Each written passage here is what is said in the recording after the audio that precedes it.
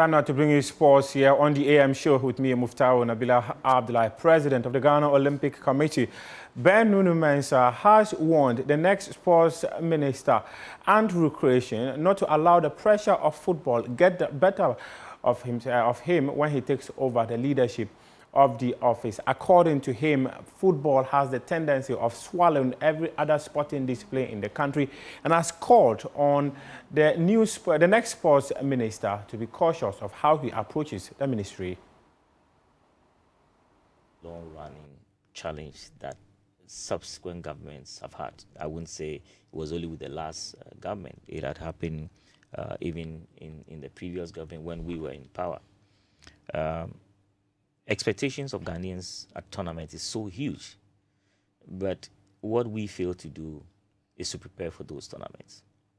The biggest problem or the biggest challenge that the sports ministry has always had is funding. We're in a country where a lot of people think that sports is just football, and I don't fault them because that's all they see, that's all they hear on the news. Media houses would do a sports program, a 1-hour sports program, and all that you talk about, maybe football would take about 40 minutes, and then the other sporting disciplines. So don't fault Ghanaians if they think that sports is just football. Now, funding to the Ministry of Youth and Sports has always been inadequate. We have a brand which is like the Black Stars, which virtually takes out with all the money that comes to the sports ministry. So if at the beginning of the year, Black Star do like 2-3 matches, then that's it. The money is finished, okay? What I'm seeing the NDC wanting to do now is to think outside the box and probably focus on other means of funding the sports ministry, other means of getting funding into our sports. And some of these things have been clearly captured in the manifesto of the NDC. And I think that if we were to stick to what we've said as a party, if we were to stick to what we've put in our manifesto and be disciplined about implementing them, then, of course, the problem of funding, which has always been a challenge to our national teams, will be a thing of the past. But trust me, it's one thing putting it down, and it's one thing when you get into this ministry, the sports ministry, implementing it. We've had and seen ministers who come in, I'm going to be a minister for all sports. Eventually, our attention and the demands of the time would eventually direct the minister to focus more on football. And that is something that I'm sure the National Democratic Congress would want to guard against, or would very, very much would wish that, you know, whoever is put there as a minister don't eventually get swallowed by the football wind that usually blow all our ministers. If we do that, the other sporting discipline will have enough funding. Mensah is president of the Ghana Olympic Committee. At some point, he was rumored to be one of the people who could be appointed the Minister of Sports and Recreation. But it appears at this point he's no longer in the picture. Neelanthe van der Poel, a couple of weeks ago, was penciled for a role as well. But as of last week, what Joy Sports picked up was that it was likely to go to Kofi Adams because the president needs to satisfy the constitution by ensuring that his ministers have got a regional balance. And from the Otil region, there was yet to be a minister from that area. So it is most likely going to be Kofi Adam, who is the MP for the Boem constituency, and he's going to go into that office. We expect the appointment to be officially announced later today. But just keep your fingers crossed. It could still go to Neelanthe van der Poel, despite the intel available to Joy Sports. That suggests that it is likely to be Kofi Adams. And his deputy, per intel, is also likely to be Edem Agbana, who was a member of the spokesperson of the NDC Manifesto Committee on Sports. Edem Agbana is also likely to be the Deputy Minister of Youth and Sports. Let's go to the camp of the Ghana Football Association. You would recall that last week, we reported some 4 names that were considered to be the management committee of the Black Stars. We did bring to your attention the fact that Dr. Randy Abe was going to be the chairman of the Black Stars Management Committee. Stephen Appiah, Richard Insenchura, who is the chief executive officer of Samatex FC, the defending champions of the Ghana Premier League, and the Greater Accra Regional Football Association chairman, Samuel Abuabri. The Ghana Football Association has officially confirmed the Joy Sports report.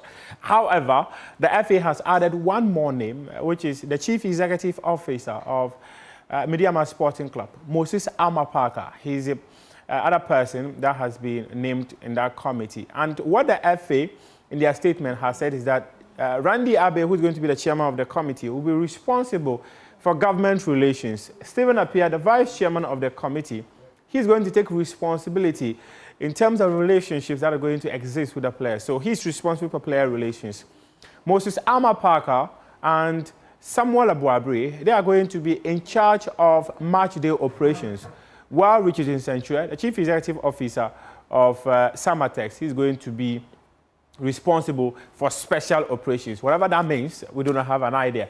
But these are the roles that these members of the Black Stars Management Committee would be playing. We also expect the FA to confirm the appointment of a team psychologist, confirm the appointment of a technical advisor to Otoado, and also change his backroom staff. That would include the removal of John Pencil as his assistant coach, second assistant, and Joseph Lawman as his first assistant. So there's going to be changes in the technical team. And you might have heard the communications director of the Ghana Football Association, Harry Sentichum, also confirmed that Joyce Sports report that suggested that there were going to be some changes to the backroom staff of the Ghana Football Association.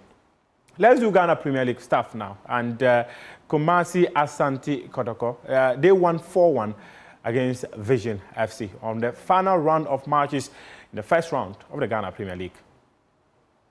Passing team in, couldn't really clear his line, and it's back onto the field again. Kotoko, this could be dangerous, back by Aya. This could be a long hit. Saka, this is it! Kotoko strikes first!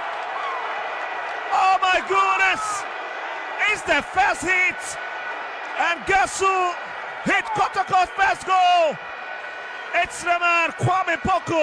Yes, you know, at times there are certain things that you anticipate, but it doesn't go your way, so you move from there. There's a lovely strike and it's in. Oh my goodness, it's Sanya. Vicin hit back and the hit back. Lord Amwa. And that's a big run, isn't it? Cancer crosses in. It's Sanya. And guess who is the poster boy? After several attempts, it's Peter Midu Aqua. Aqua. Asiedo. His brother crosses in. Oh! It's in. And guess who it is? The Leeds marksman and the talisman, Kwame Poku with a brace.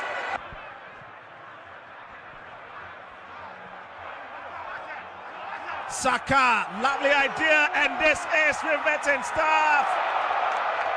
Let's see what the decision will be. Well, let's see what the decision from the officials will be. And it's Saka Dauda who stays down.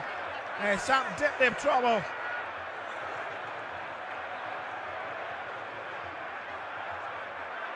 That's it.